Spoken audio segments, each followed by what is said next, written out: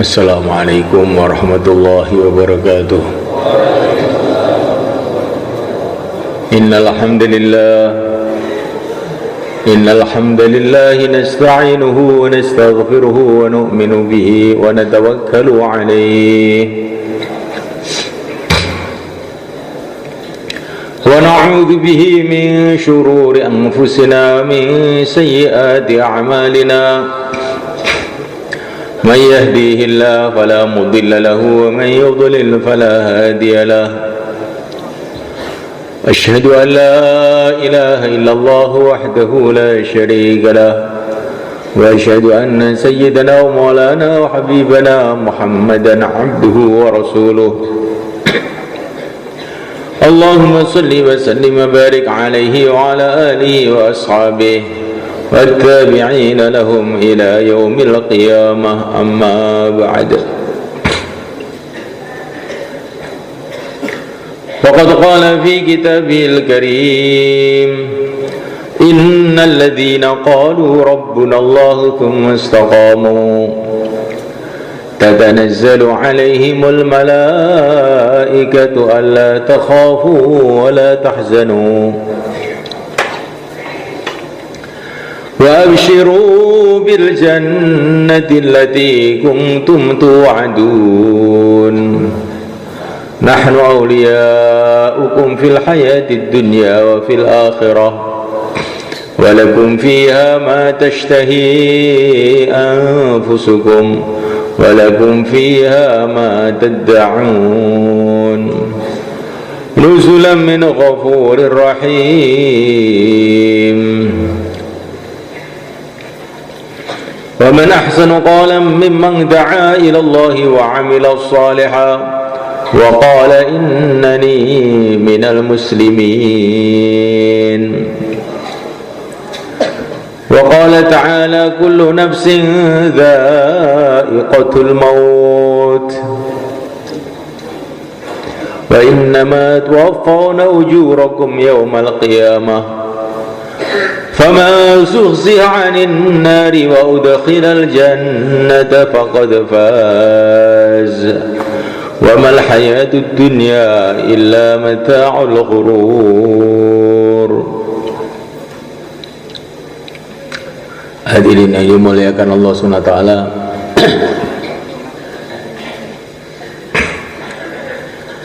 kita bersyukur atas nikmat terbesar yang Allah berikan kepada kita, yaitu nikmat iman dan Islam. Nikmat yang di dalamnya ada segala macam nikmat. Begitu nikmat iman dan Islam yang masuk dalam hati seseorang, maka dia hidup baik, mati pun baik, kaya baik, miskin pun baik, sehat baik, sakit pun juga baik. Kalau hidup tambah amalnya, kalau mati masuk surga. Kalau kaya tambah infaknya, kalau miskin berkurang hisabnya. Kalau sehat bertambah syukurnya, kalau sakit berguguran dosanya.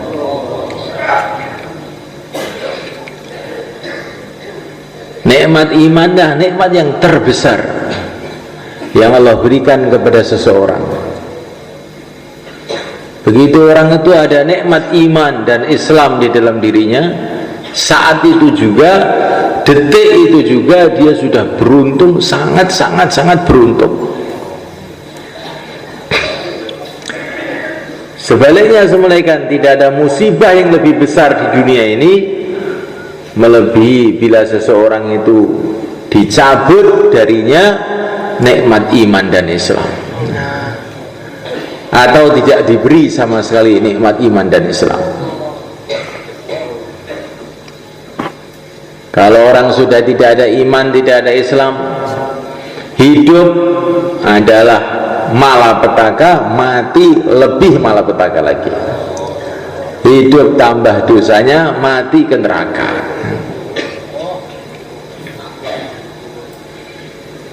Entah dia ini seorang raja, atau rakyat biasa, ahli teknologi atau orang buta huruf, sama saja. Kalau tidak ada iman dan Islam dalam kehidupannya, berarti dia ini hidupnya itu hanya hidup nunggu panggilan ke neraka saja.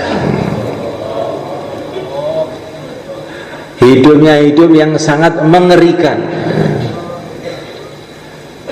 Tapi bila ada iman dan Islam dalam diri seseorang, maka hidupnya itu adalah hidup yang sangat indah, hidup dalam rangka menunggu panggilan surga.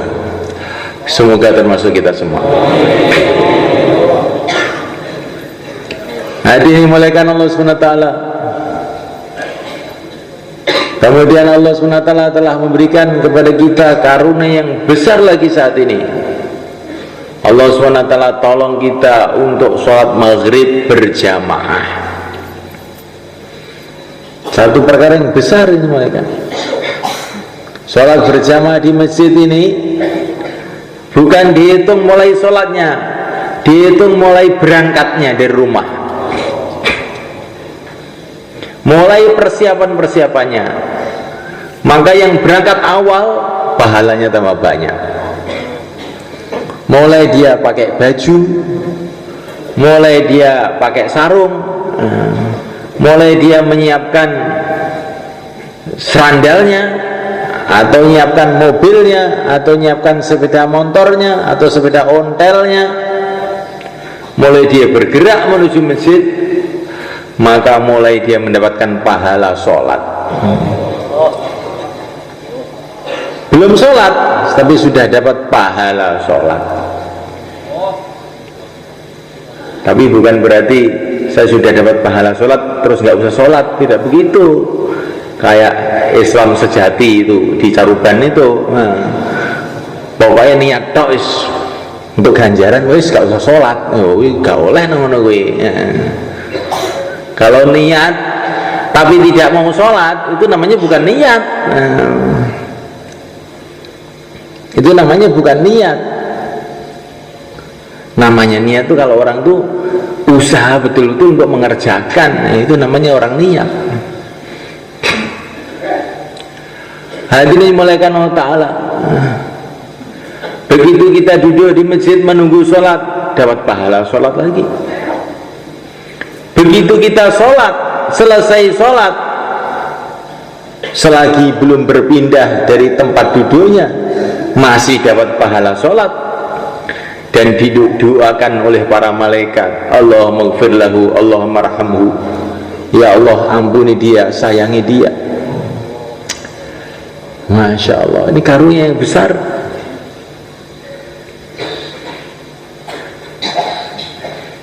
Karunia ini hari-hari Allah berikan kepada kita. Tetapi semulaikan Allah Ta'ala, sekarang ini yang mesti kita perhatikan, bagaimana kita sholat dengan syukur.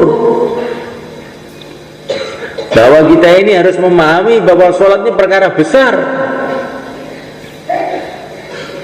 Karena walaupun kita sholat, tapi kalau kita menganggap sholat ini perkara kecil, maka sholat kita pun akan kecil di sisi Allah SWT. Man hanat alaihi sholah fahuwa indallahi ahwan, atau kama qala Rasulullah SAW. Barang siapa yang menganggap sholat itu hina, maka dia ini orang hina di sisi Allah. Jadi kita ini bukan sholat yang kita kehendaki. Sholat itu dengan gembira, dengan syukur. Bagaimana tidak syukur menghadap kepada pencipta alam semesta, penguasa bumi, penguasa langit, penguasa dunia, penguasa akhirat. Bagaimana tidak syukur kita menghadap kepada Allah, di mana seluruh alam semesta ini, seluruh manusia, seluruh raja-raja itu terjadi dengan kun. Allah mengatakan kun, jadilah, maka jadi.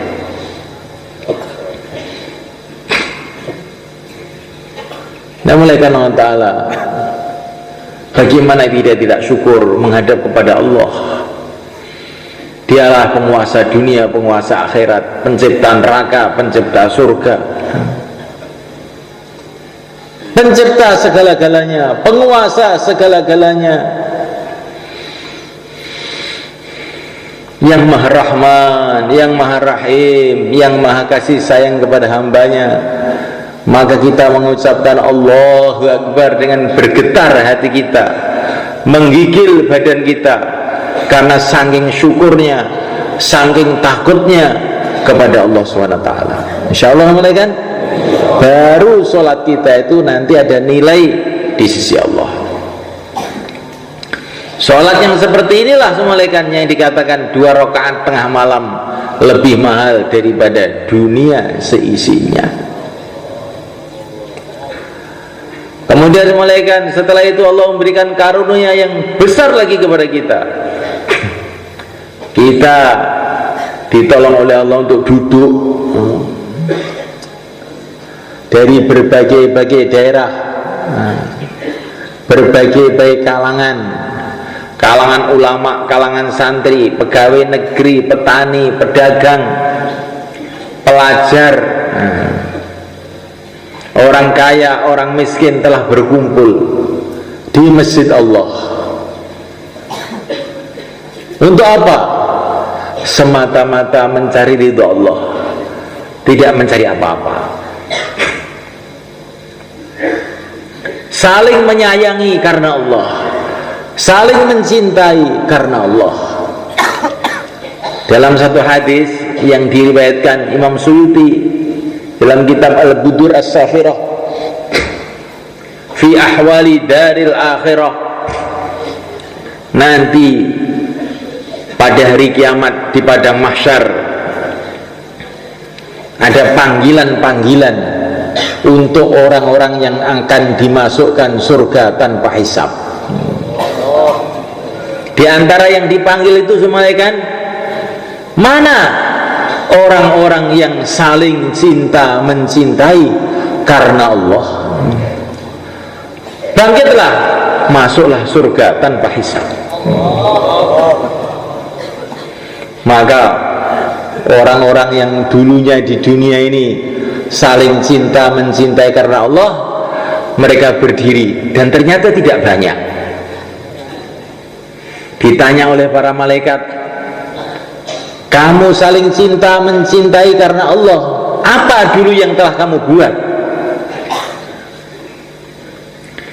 Maka mereka mengatakan, natajalasu fillah, kami senantiasa berkumpul duduk karena Allah. Wa natazawaru fillah, dan kami saling berziarah-ziarahan, kunjung mengunjung karena Allah. Wa natabadalu fillah, dan kita saling bantu membantu karena Allah. Semoga termasuk kita semua. Sekarang kita sudah ada saling cinta mencintai karena Allah. Diteruskan saling berziarah karena Allah. Kemudian saling bantu membantu karena Allah. Bantu membantu urusan apa? Urusan apa saja. Tapi yang paling penting adalah bantu membantu urusan agama, semuanya. Bantu membantu urusan dunia juga bagus, tapi bantu membantu urusan agama lebih bagus lagi. Saya ini ada jamaah mau keluar 3 hari, baru 3 orang. Bagaimana kalau kamu bantu sehingga genap 10 orang begitu? Nah, insya Allah malaikat. Jamaah masjid kita ini baru 2 orang, imamnya dengan makmumnya saja. Bagaimana kalau kamu bantu biar pahalanya tambah banyak sehingga jadi 4 orang? Insya Allah malaikat. Natabadalu fillah, saling bantu-membantu karena Allah. Saling bantu-membantu urusan apa saja kebaikan, bagus. Tapi yang terpenting, wa ta'awanu 'alal birri wat taqwa, bantu-membantu dalam ini agama. bagaimana agama ini hidup, bagaimana masjid itu hidup, bagaimana umat Islam kembali kepada agamanya. Kita saling bantu-membantu, insya Allah, malaikat.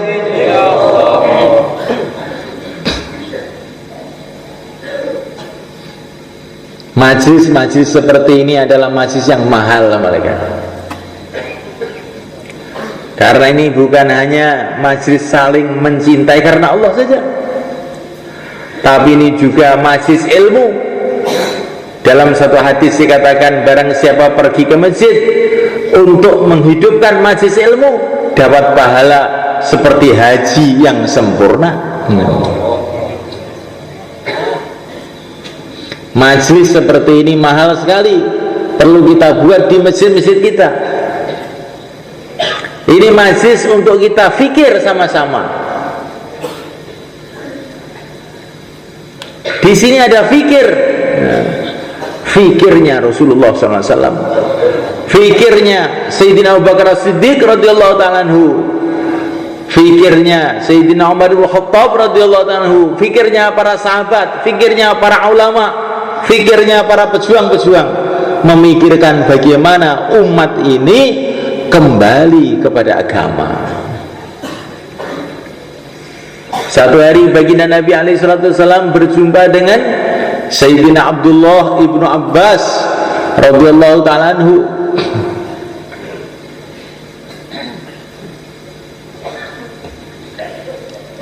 Maka baginda Nabi bertanya kepada Sayyidina Abdullah bin Abbas, apa yang sedang kamu pikirkan? Sekarang saya sedang memikirkan, ya Rasulullah, bagaimana kehebatan Allah yang menciptakan alam semesta ini, menciptakan bumi, langit dan sebagainya. Maka Nabi mengatakan kurang lebihnya, fikir kamu itu seperti ibadah 1 tahun yang tanpa mikir. Nah, kalau ibadah mikir juga, oh tambah banyak ini. Kemudian beliau berjumpa dengan Sayyidina Abu Hurairah radhiyallahu ta'ala anhu. Apa yang sedang kamu pikirkan? Maka Sayyidina Abu Hurairah mengatakan, yang sedang aku pikirkan ya Rasulullah, bagaimana nanti keadaan di negeri akhirat, bagaimana keadaan alam kubur, bagaimana keadaan padang mahsyar, bagaimana keadaan sirat dan seterusnya. Itu yang saya pikirkan sekarang. Fikir kamu itu seperti ibadah 7 tahun. Kemudian baginda berjumpa dengan Sayyidina Abu Bakar As-Siddiq radhiyallahu ta'ala anhu. Apa yang sedang kamu pikirkan? Saya sedang berpikir ya Rasulullah, bagaimana umat kamu semua masuk surga. Pikir kamu itu seperti ibadah 70 tahun. Coba semalaikan, ini ibadah itu 1 menit aja nilainya sudah tidak karu-karuan. 1 detik ibadah saja nilainya sudah begitu mahalnya. Nggak bisa dinilai dengan harta-harta dunia ini semuanya. Bagaimana ibadah 1 tahun? Bagaimana ibadah 7 tahun? Bagaimana pula ibadah 70 tahun?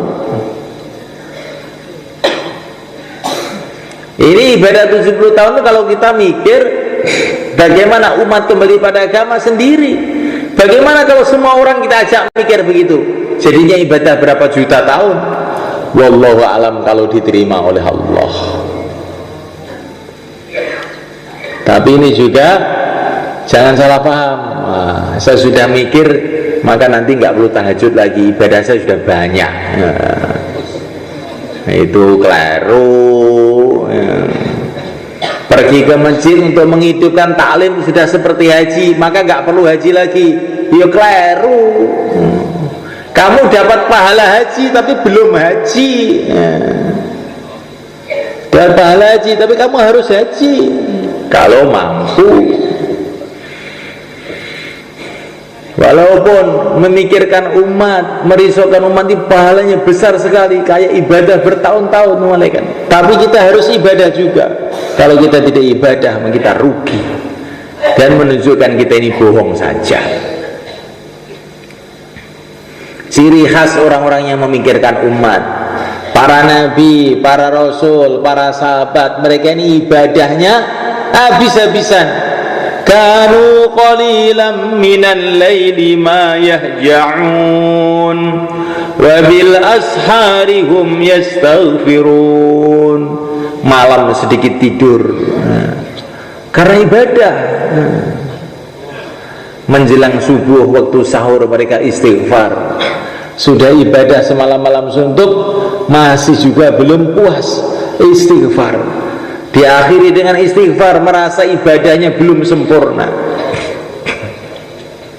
Zikirnya alladzina yadhkuruna Allaha qiyaman wa qu'udan wa 'ala junubihim, berdiri, duduk, berbaring, senantiasa mengingati Allah.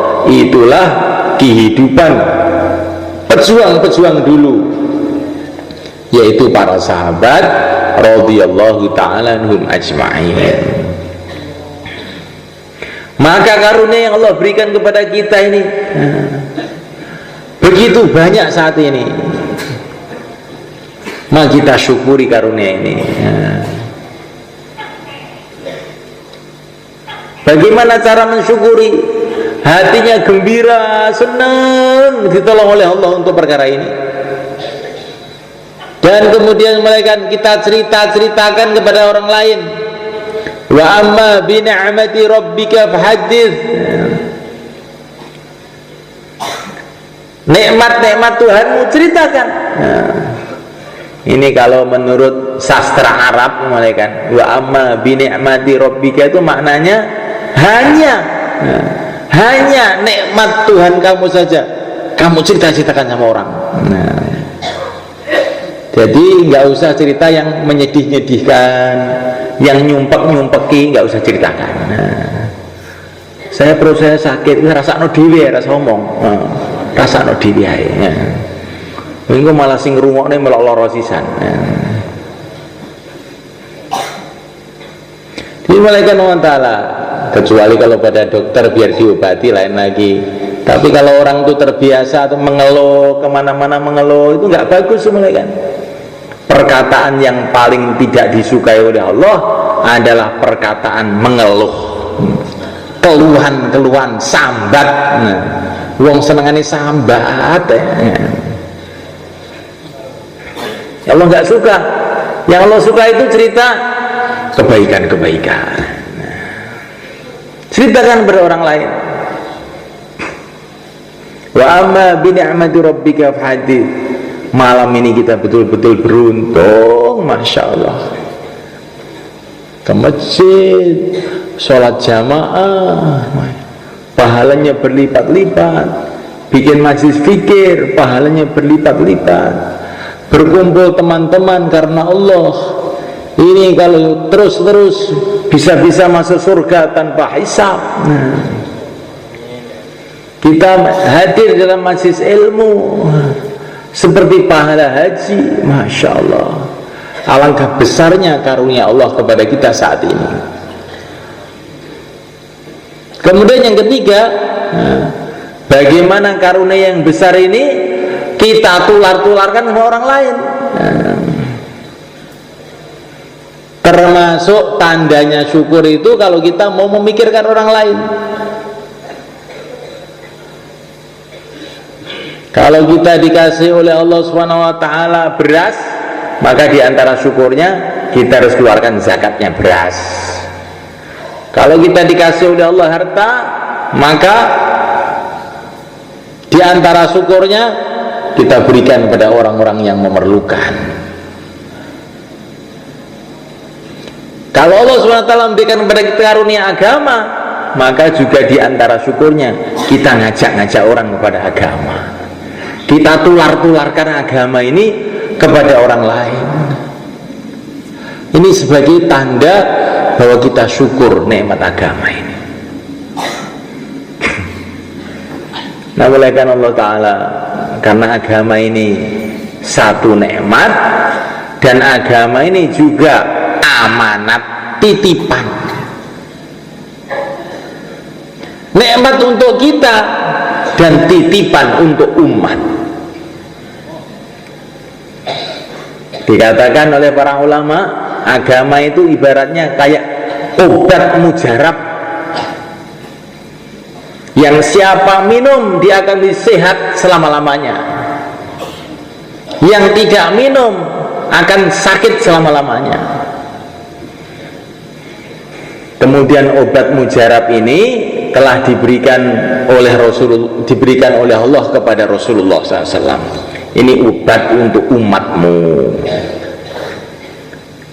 Kemudian Rasulullah telah memberikan obat ini kepada para sahabat. Kilo tak titipi obat iki pehno wong-wong sing bodho lara. Sing ngombe iki waras selawase, sing ora ngombe cilaka selawase.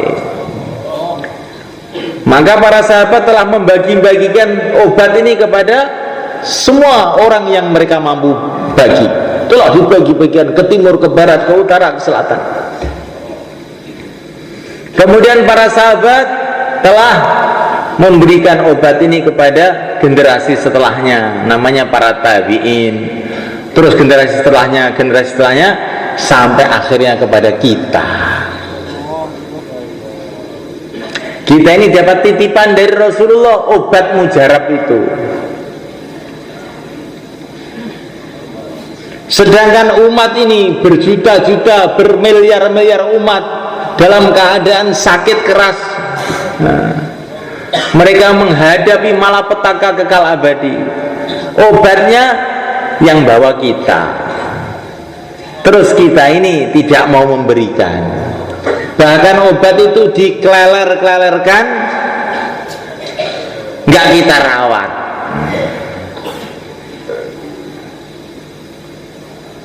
Bahkan obat itu kita buang ke kalen. Kira-kira kita dimarahi sama Rasulullah nggak kira-kira? Oh gawat ya. Jadi kalau kita ini nggak mau menyebarkan agama, ngajak-ajak orang kepada agama, sedangkan Allah telah memberikan kita agama ini, maka sama juga kita ini dititipi obat, suruh memberikan orang sakit, yang sakitnya ini berat, obatnya di tangan kamu, malah kamu saku sampai obatnya bosok di saku kamu. Maka kita ini secara tidak langsung kayak itu mencelakakan banyak orang, gitu kan. Kayak mencelakakan banyak orang. Bukan kayak memang mencelakakan banyak orang. Jadi orang itu kalau tidak mau ngajak-ngajak orang itu mencelakakan banyak orang. Walaupun di dunia dia tidak dituntut oleh pengadilan agama, pengadilan negeri, pengadilan apa, tidak dituntut.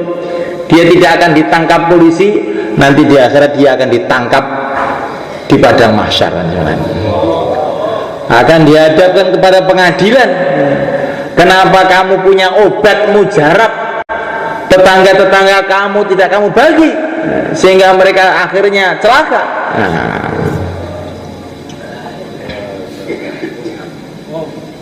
Ini ada dua jalan. Sebelah kiri jalan menuju neraka, sebelah kanan jalan menuju surga. Jalan menuju surga itu apa? Iman Islam. Jalan menuju neraka itu apa? Yang selain itu. Lah kita tahu iman Islam itu tahu. Jalan menuju surga itu kita tahu. Banyak orang tidak tahu, sehingga dia berbondong-bondong menuju jalan neraka ini. Kita diam saja. Kira-kira kita salah apa enggak mereka?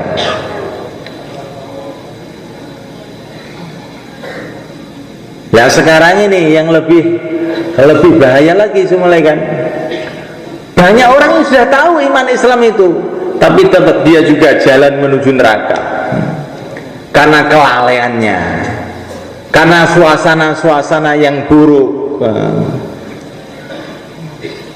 karena keteledorannya, karena tidak mau berpikir, sehingga mereka walaupun sudah tahu iman Islam, tapi mereka tetap menggebu-gebu ke jalan yang bahaya menuju neraka. Lah orang yang tahu diam aja. Maka orang yang tahu ini, maka nanti kalau dia hati-hati, dia tidak mikir betul-betul, ini dapat bagian dosanya.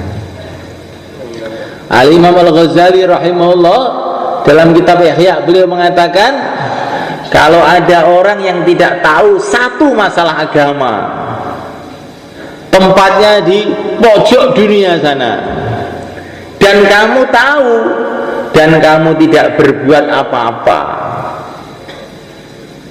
mengirim orang ke sana atau kamu sendiri berusaha ke sana, kamu tidak buat apa-apa sama sekali, maka kamu dapat bagian dosanya. Ada orang tidak tahu satu masalah agama, di Ihya kan, tempatnya di pojok jagat sana, kamu tahu kamu tidak berbuat apa-apa sama sekali, kamu nggak ada kerisauan, nggak ada keprihatinan, nggak ngirim orang, kamu sendiri juga nggak mau ke sana, kamu dapat bagian dosanya. Coba semalakan ini kefahamannya Imam Al-Ghazali, bukan sembarangan orang ini semalakan. Maka perlu kita ini merenung, berpikir. Imam Al-Ghazali ini hidup tahun 500 semalakan, 1000 tahun yang lalu. Beliau mengatakan zaman ini saking banyaknya maksiat, maka zaman ini orang duduk di rumah itu, duduk saja sudah dosa. Karena saking banyaknya maksiat, tidak ada orang yang memikirkan. Duduk aja di rumah itu sudah dosa. Namaikan Allah Ta'ala. Tapi semalakan, kalau kita memikirkan umat, bentuk jamaah-jamaah untuk memikirkan umat, untuk menghidupkan masjid, bergerak ke sana, gerak ke sini, akhirnya kecapean. Setelah kecapean duduk di rumah, jamaah bergerak, kita duduk di rumah, duduk saja dapat pahalanya. Masya Allah. Insya Allah malaikat, mati pun kita berdapat pahala terus. Ini yang ingin kita bentuk sekarang ini semua, malaikat. Bagaimana umat ini kemudian menjadi orang-orang yang beruntung, yaitu dengan cara umat ini juga memikirkan orang lain. Dimulai kita ini di masjid kita masing-masing, carilah teman malaikat untuk runtang-runtung mikirnya agomo. Coba kita lihat orang-orang dunia itu runtang-runtung, pergi bersama ke sana kemari untuk cari duit, untuk cari apa, untuk main-main, untuk apa. Coba sekarang kita bentuk di masjid-masjid kita ini teman-teman, 1 orang, 2 orang pertama kali, untuk sama-sama memikirkan agama di kampung itu. Insya Allah malaikat. Seperti yang mulia Nabi Agung Muhammad SAW, beliau punya 2 teman yang gak pernah berpisah, yaitu Sayyidina Abu Bakar, Sayyidina Umar, yang dikenal Wazirail Mustafa, 2 pembantu Nabi.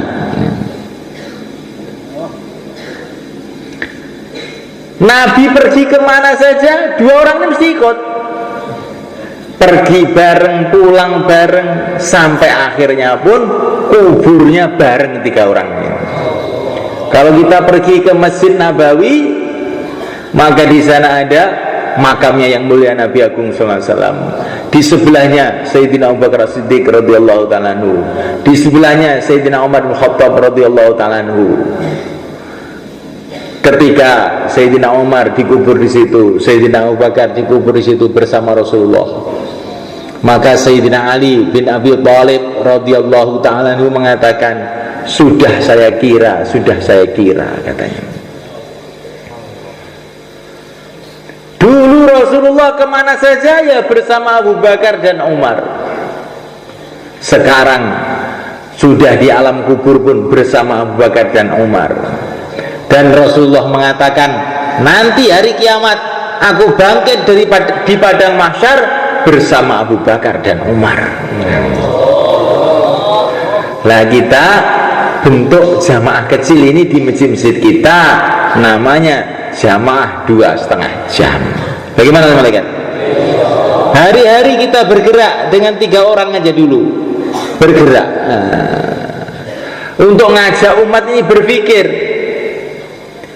bahwa dunia tidak lama, akhirat selama-lamanya, bahwa kita ini punya pimpinan yang mulia Nabi Agung Muhammad SAW, bahwa kita ini adalah hamba Allah yang semestinya harus senantiasa ingat pada Allah, bahwa kita ini umat Rasulullah semestinya terus mengamalkan sunnah Nabi, meneruskan perjuangannya.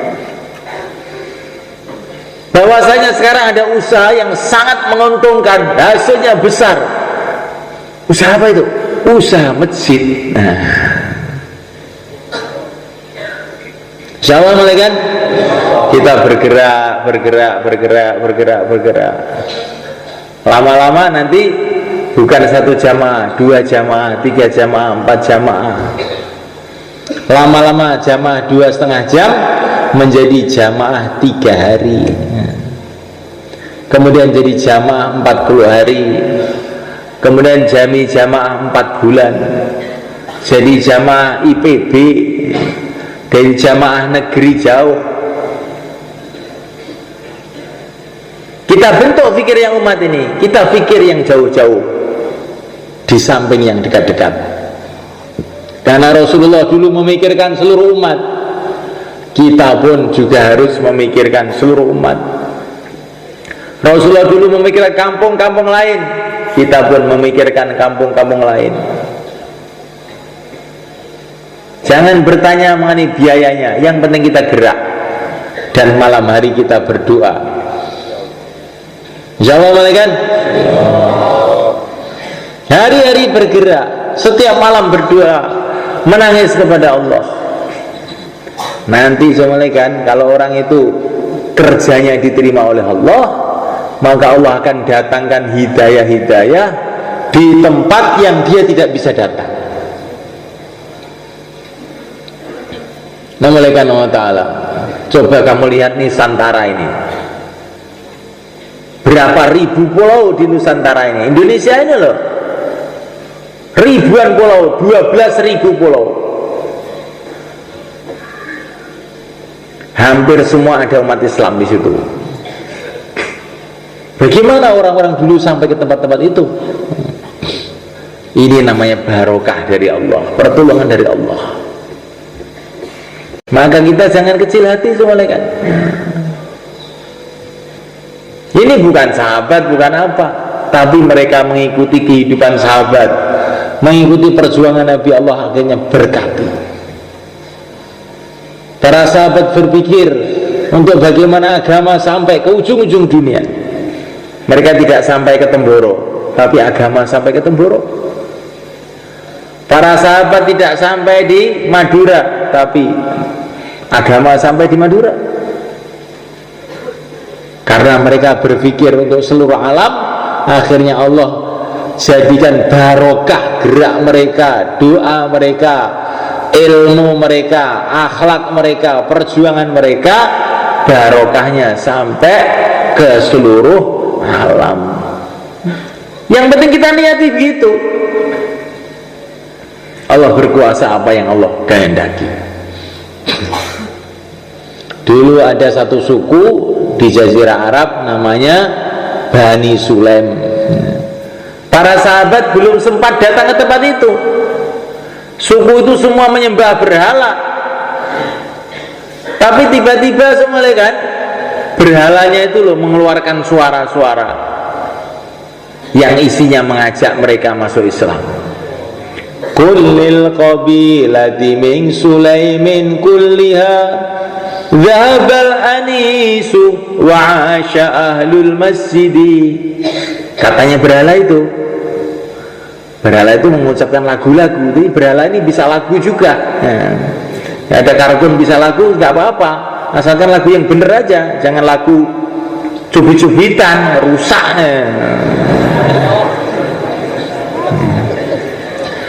Jadi melakukan Allah Ta'ala, berhala ini mengeluarkan suara. Mungkin apa setannya itu apa mendengar orang dakwah atau mendengar bayan di mana akhirnya masuk Islam, nggak ngerti. Pokoknya yang jelas berhala itu mengeluarkan suara. Katakan kepada seluruh orang kampung Bani Sulaim ini, Sekarang berhala sudah hancur, yang hidup ahli masjid katanya.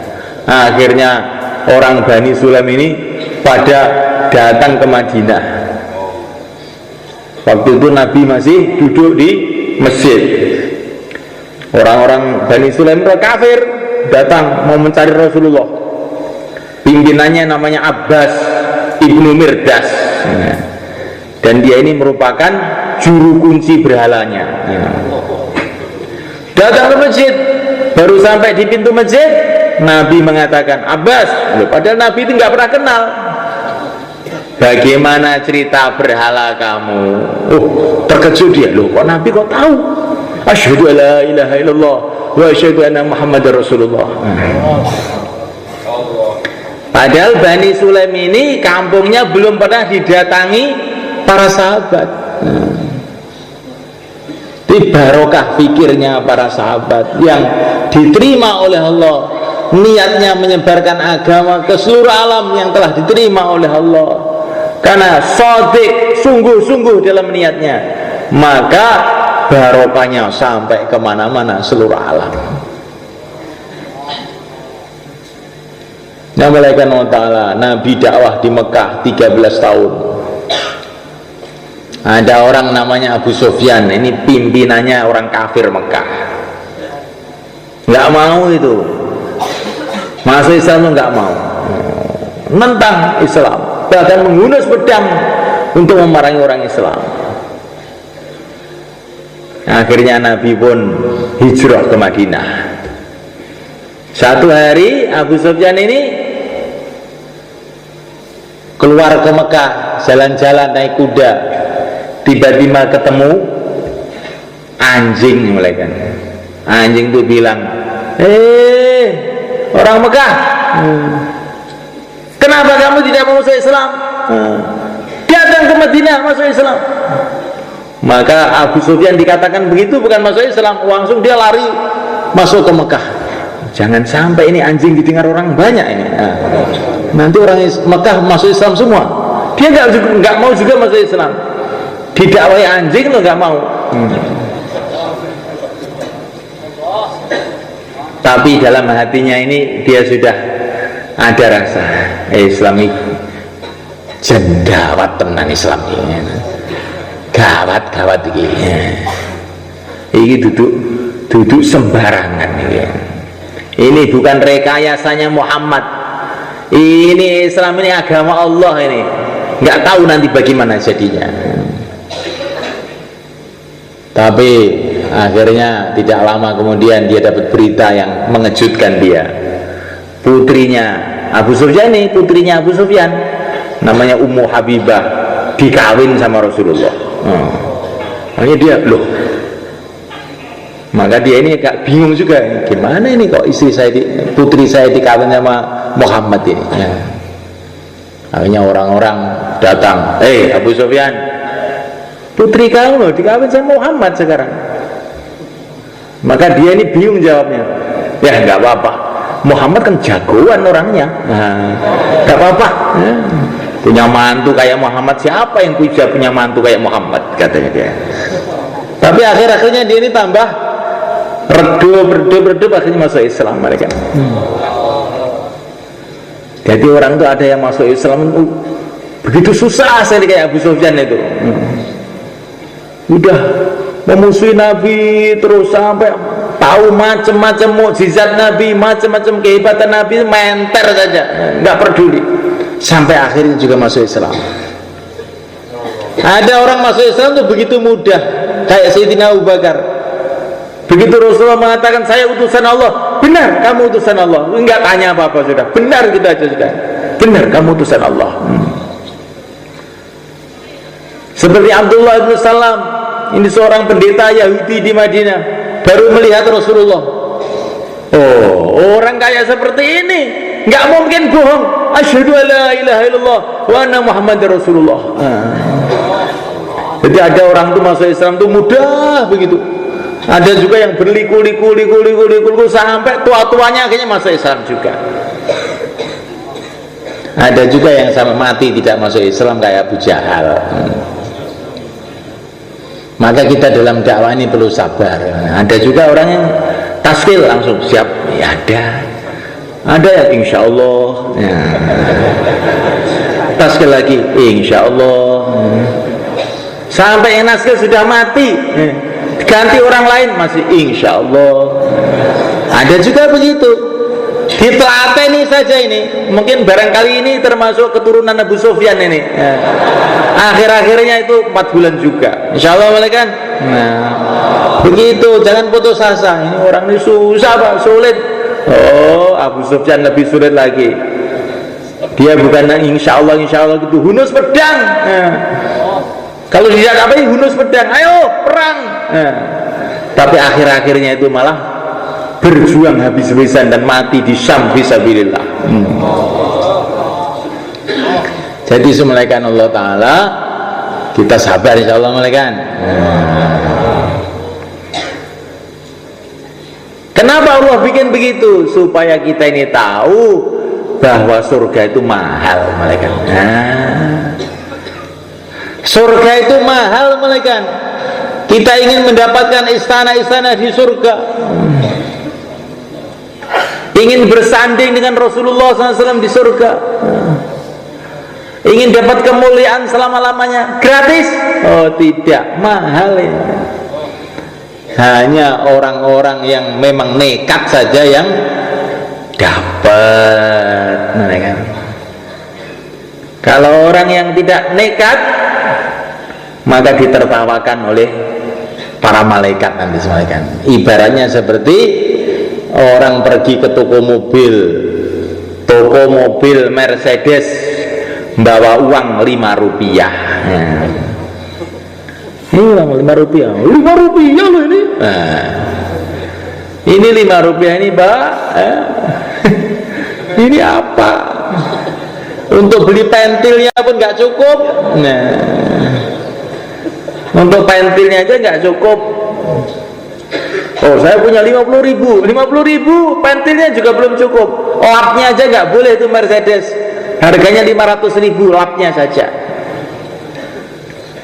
Nah malaikat, bagaimana kalau kita ini ingin surga kemudian tidak mau korban apa-apa, dan perasaan kita sudah korban banyak. Perasaan kita sudah korban banyak. Ya yang ingin kamu beli itu apa? Yang ingin kamu beli itu apa? Yang ingin kamu beli itu adalah surga. Kau korban sedikit itu apa yang dapat? Maka kita perlu niat korban habis-habisan untuk mendapatkan itu. Insya Allah malaikat. Sekarang tidak usah habis-habisan, latihan dulu. Korban pertama ini mau kita keluarkan jamaah 1 tahun. Para ustadz dipersilakan berdiri, yang akan keluar 1 tahun cash besok berdiri.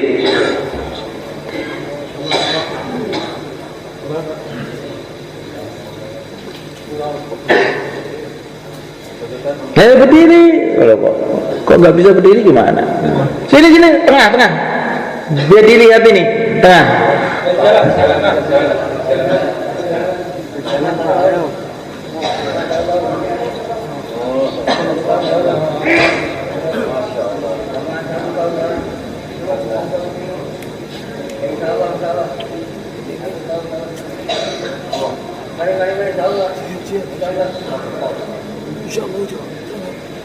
Kemudian yang mau keluar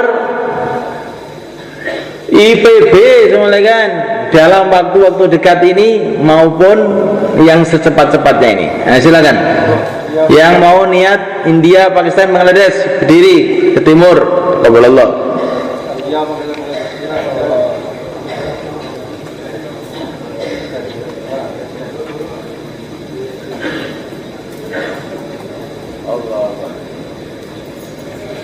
Kemudian jamaah-jamaah dari halakoh-halakoh yang sudah terbentuk mau keluar negeri jauh.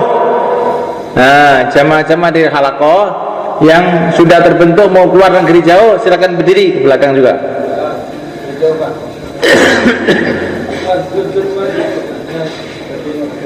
Untuk menguatkan niat kita, Orang-orang sudah pernah IPB maka niat negeri jauh, silakan berdiri ke timur, silakan.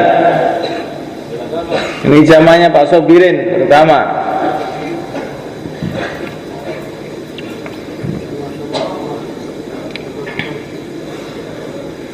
Katanya orang-orang tua kita, untuk bisa kita keluar seluruh dunia, itu caranya bagaimana? Waktu taskil angkat kaki, waktu malam angkat tangan doa. Udah itu aja dah. Pokoknya kalau taskil berdiri, bismillah gitu. Jangan lulak.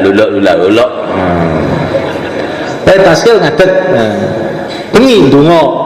Tasil ngadeg bengi ndonga, tasil ngadeg bengi ndonga. Jadi ora mencelat teko Amerika ngono iku. Tasil ora gelem ngadeg, ora iso mencelat.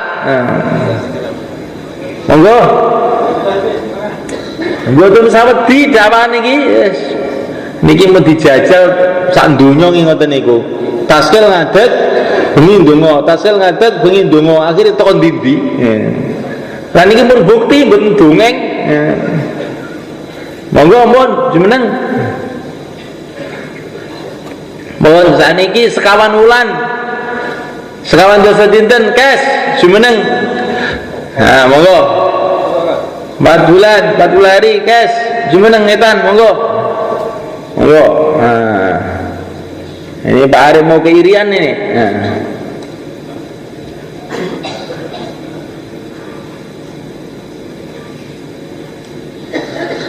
Pengirian niku Pak, enten negara jenenge Nabire. Biyene akeh wong Islam. Saniki rada merosot sangat. Kathah tiyang Arab, Pak. Kathah tiyang Arab wis ora ngerti agama blas. Lah wingi dikirim jamaah Amerika, akhire tiang-tiange sami mriki njaluk jamaah malih. Tiang mereka menyiapi kapal kangge niku saka pulau-pulau ngoten niku.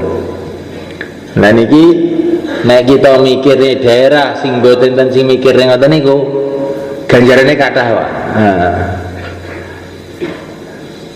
Monggo, sin malih 4 bulan 40 hari silakan. 4 bulan 40 hari. Tambah masa, sisa masa 4 bulan 40 hari, berapa hari saja silakan ke timur.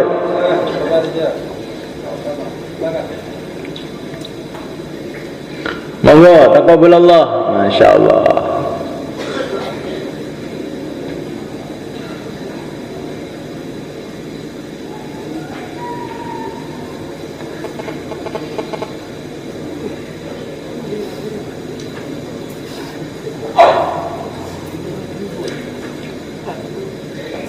Nek kita nih medal lewat darat dihitung medal pisan.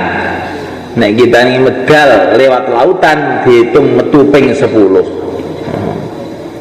Makanya ini ajeng dikirim jamaah-jamaah sing numpak kapal niku teng Irian, teng Flores, ngoten niku. Jenengan sampai niku. Aja pikirane niku metu cedak-cedak naik dakwah re padha dakwah. Gak, itu luwih adoh ganjarane luwih gede. Dalam satu hadis mafhumnya dikatakan, kalau orang itu keluar jalan Allah, kalau dia mati, maka semua malaikat akan diukur oleh malaikat jarak antara dia dengan rumahnya. Tambah jauh, nanti pahalanya tambah besar. Jadi lain malaikat. Keluar itu tambah jauh tambah bagus. Apalagi kalau nyabrang lautan, pahalanya lipat 10 kali. Insyaallah malaikat kita pikirkan malaikat. Saniki kalih khalaqoe kiambak-kiambak dipikirne kados pundi saged bentuk jamaah-jamaah 4 bulan 40 hari per masjid. Bentuk jamaah niku mboten per khalaqah, per masjid. Lah mungkin yang mboten terbentuk sawek kali masjid, 3 masjid, sekawan masjid, tapi pikirannya awake dhewe niki badhe bentuk jamaah per masjid. Mula kalih tiang-tiang sepuh kita dipun saranaken nek dugi enten markas niki malam Jumat ngeten niki nggih per masjid. Masjid Syafi'iyah nggawa kendil dhewe, nggawa alat khidmat kiambak, iktikaf mriki. Masjid Al-Huda sak jamaah masjid dugi mriki iktikaf sareng-sareng. Nah, dados kita ini biasa bentuk jamaah per masjid. Insyaallah ngeten. Niku masjid Madinah zaman Kanjeng Nabi niku pinten jumlahe? Markase setunggal, mahalah-mahalah ini mboten lepat 8 napa 9 ngoten. Tapi niku saged ngirim dugi pundi-pundi niku, masyaallah mboten karuan kathahé. Nah, kita yang ngoten terus pundi ndamel jamaah per masjid. 3 dina sak masjid, sekawan dosa dinten sak masjid. Nanti lho nggih. Sekarang ulang setunggal masjid. Nah mungkin yang pun dibentuk setunggal masjid kok kurang sabab kali masjid ngoten dimusyawarah teng halakoe. Aja bentuk jamaah per halakoh ndadekne mboten mikirin masjid akhire. Bentuk jamaah niku king masjide kiambak-kiambak. Insyaallah ngeten. Nggih. Bon saniki tiga-tiga sekawan-sekawan wau sing dipunaturaken mau